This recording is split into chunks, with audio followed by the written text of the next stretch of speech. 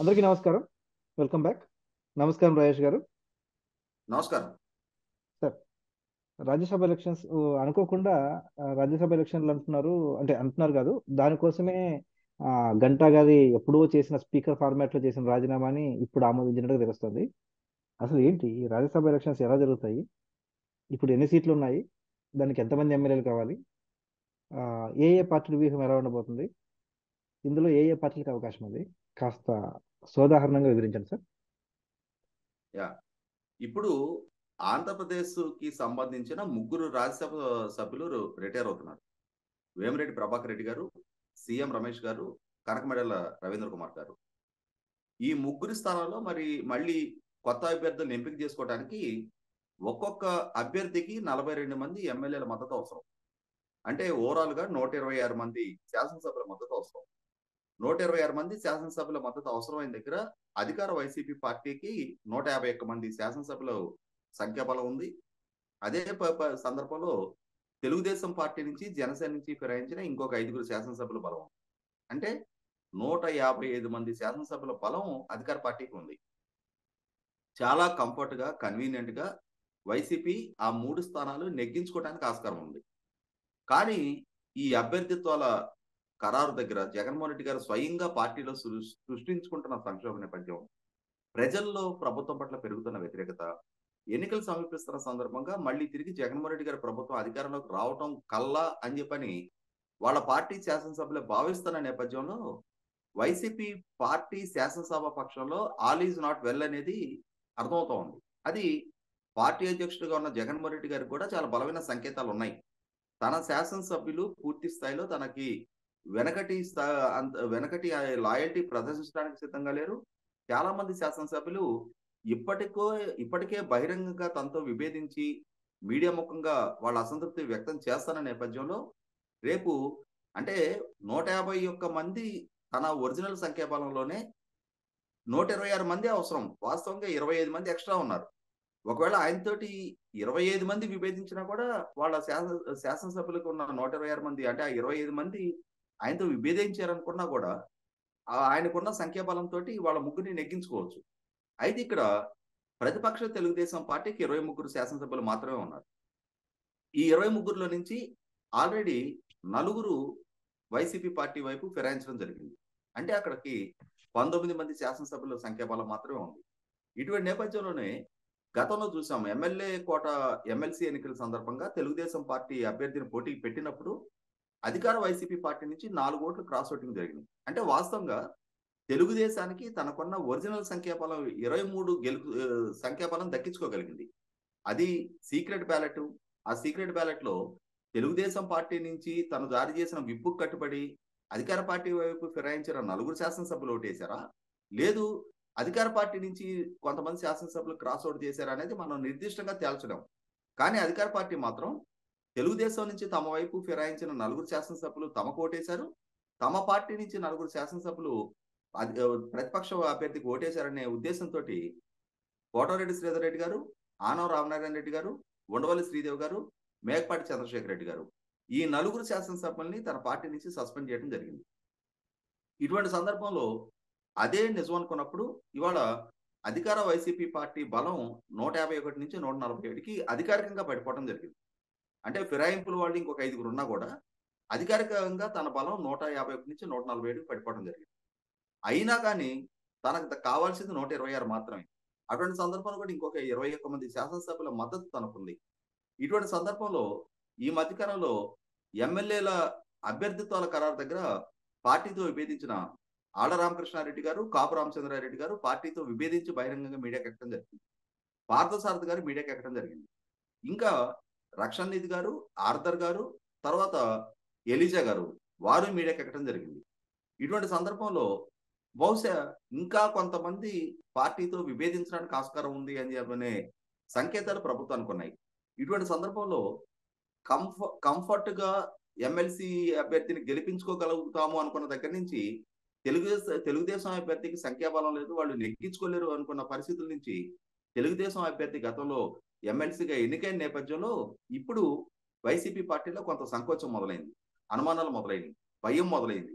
రేపటి రోజున రాజ్యసభ అభ్యర్థం కనుక కోల్పోవాల్సిన పరిస్థితులు ఉత్పన్నమైతే జరగబోతున్న సాధారణ ఎన్నికలకు ముందు జగన్మోహన్ రెడ్డి గారి పార్టీలో ఎమ్మెల్యేలకి ఆయన పట్ల విశ్వాసం లేదు అనే సంకేతం ప్రజల్లోకి వెళ్ళిన పక్షంలో అది ఎన్నికల ముందు అది నెగిటివ్ ఇంపాక్ట్ చూపిస్తనే ఉద్దేశంతో ఇప్పుడు ముందు జాగ్రత్తగా ప్రభుత్వం తీసుకుంటున్న చర్యలు ఏంటయ్యా అంటే స్పీకర్ పదవిని దుర్వినియోగపరుస్తూ స్పీకర్ స్థానంలో ఉన్న వ్యక్తి ఆయనకి దక్కిన రాజ్యాంగబద్ధ హోదాని దుర్వినియోగపరుస్తా ఇవాళ ప్రతిపక్షాన్ని కట్టడి చేసే ప్రయత్నం చేస్తున్నారు. ఏ విధంగా కట్టడి చేసే ప్రయత్నం చేస్తున్నారు? ఇందాక మీరు చెప్పినట్టుగానే 3 సంవత్సరాల క్రితం విశాఖపట్నం స్టీల్ ప్లాంట్ ప్రైవేటైజేషన్ కి నిరసనగా ఆంధ్రప్రదేశ్ రాష్ట్ర ప్రభుత్వం స్టీల్ ప్లాంట్ ప్రైవేటైజేషన్ కి పూనుకుంటున్న కేంద్ర ప్రభుత్వ వైఖరికి సమర్థిస్తుంది, దాన్ని అడ్డుకునే ప్రయత్నం చేయటం లేదు అని చెప్పని నిరసనగా ఆయన గంటా శ్రీనివాసరావు గారు రాజీనామా చేశారు.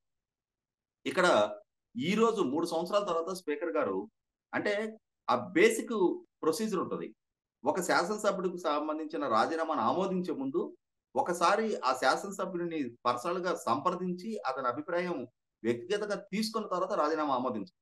కానీ స్పీకర్ గారు 3 సంవత్సరాల క్రితం పంపించిన రాజీనామాని ఇప్పుడు బూజు దులిపి ఆ ఫైల్ ఎక్కడ ఉన్నాయో తీసి దుమ్ము దులిపి ఆ రాజీనామాను బయటకు తీసి ఇప్పుడు ఆమోదించారు. మరి సరే, రాజీనామాను ఆమోదించారు, ఆయన స్పీకర్ ఫార్మాట్ లో సమర్పించున్నారు కాబట్టి మీకు 3 సంవత్సరాల తర్వాత తీరిగ్గా వెసులుబాటు దక్కింది, మీరు ఆమోదించారు. మరి అదే స్పీకర్ ఫార్మాట్ లో మన ఆళ్ల రామకృష్ణారెడ్డి గారు రాజీనామా సమర్పించారు కదా, మరి ఆయన రాజీనామాను ఎందుకు ఆమోదించలేదు? అది కూడా ఆమోదించి ఉండాల్సింది కదా. అంటే ఇక్కడ అర్థమవుతుంది ఏంటి, ఆళ్ల రామకృష్ణారెడ్డి గారు పార్టీతోటి విభేదించారు, కాంగ్రెస్ పార్టీలో జాయిన్ అయ్యారు. అధికారికంగా పిసిసి అధ్యక్ష బాధ్యతలు చేపట్టిన శర్మ గారి సమక్షంలోనే కాంగ్రెస్ పార్టీలో జాయిన్ అయ్యారు. ఆయన పార్టీకి ఎమ్మెల్యే పదవికి రాజీనామా చేశారు. అయినా సరే ఆయన రాజీనామాని ఆమోదించకుండా ఉంచడం కారణం ఏంటి అంటే, రాజ్యసభ ఎన్నికల దాకా ఆయన రాజీనామాను ఆమోదించకుండా మీతో విభేదించి వేరే రాజకీయ పార్టీలో చేరిన ఆయన్ని ఎన్నికల్లో ప్రలోభ పెట్టో, భయపెట్టో, బెదిరించో మళ్ళీ మీకు అనుకూలంగా ఓటేయించుకోవాలనుకుంటున్నారా? లేదు, అటువంటి అభిప్రాయం లేదు అన్నప్పుడు గంటా శ్రీనివాసరావు గారితో పాటుగా మీ ఎమ్మెల్యేని ఎందుకు రాజీనామా చేసుకోలేదు, ఆమోదింప చేయలేదు ఆయనది? ఇక్కడ 100కి 100 పాళ్ళు స్పీకర్ కార్యాలయ వ్యవహారశైలి అనుమానాస్పదం. అదే సందర్భంలో ఇవాళ ఎమ్మెల్సీ ఎన్నికల సందర్భంగా తమ పార్టీ నుంచి సస్పెన్షన్ గురైన 4 ఎమ్మెల్యేలని, కోటమిరెడ్డి శ్రీధర్ రెడ్డి గారిని, ఆనం రామనారాయణ రెడ్డి గారిని, అట్లాగే ఉండవల్లి శ్రీదేవి గారిని, మేకపాటి చంద్రశేఖర్ రెడ్డి గారిని ఎందుకు అనర్హులుగా ప్రకటించకూడదు అని చెప్పని వాళ్ళకి నోటీసులు ఇచ్చారు.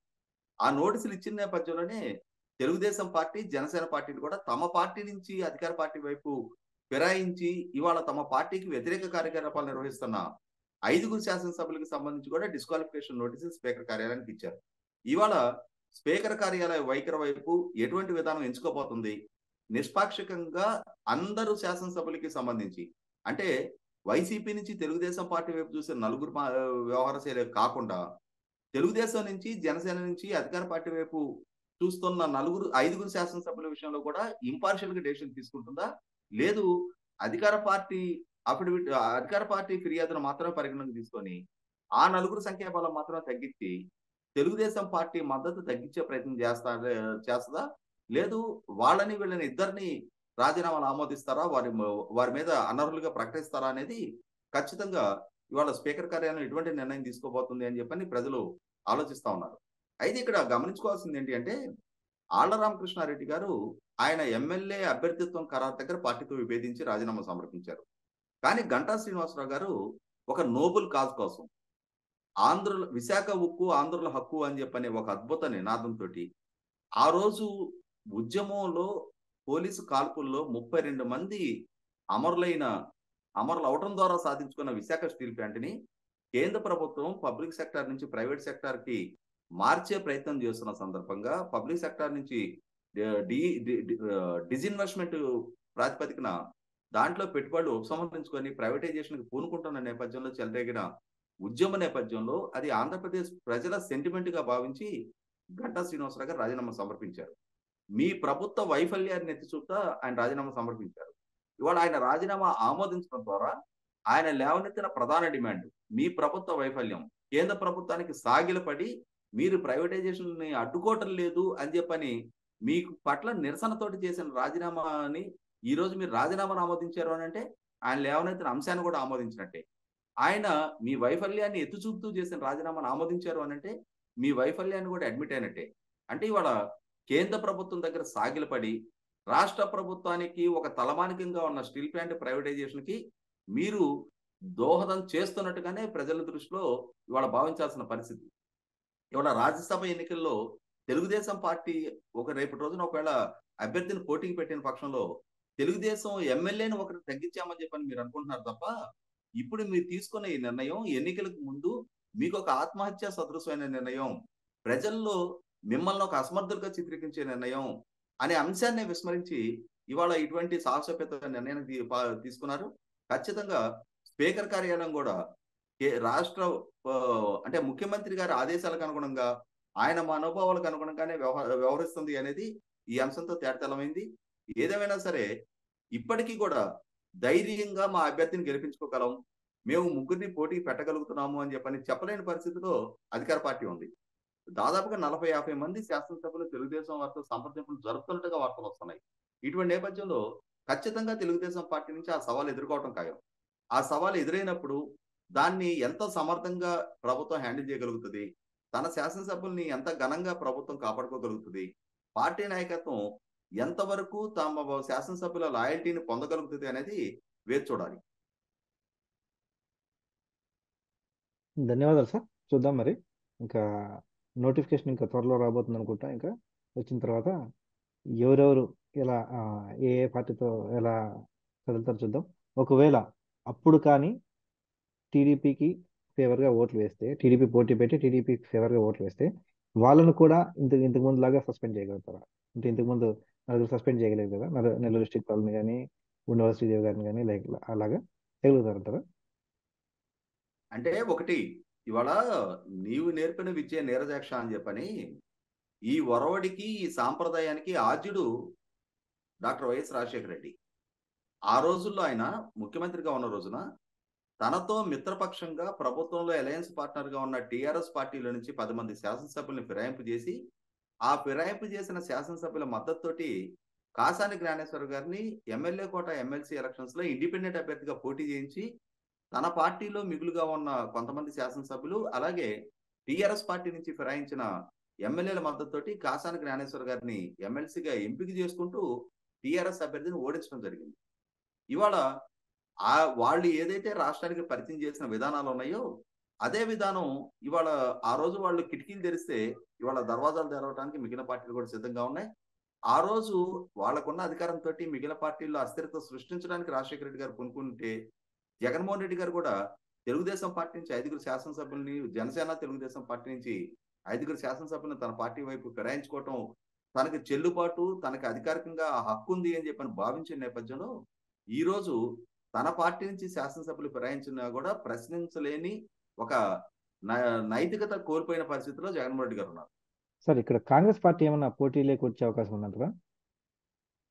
కాంగ్రెస్ పార్టీకి ఆస్కారం లేదు. ఎందుకంటే ఎమ్మెల్యేలు సపోర్ట్ చేయాల్సి ఉంటుంది.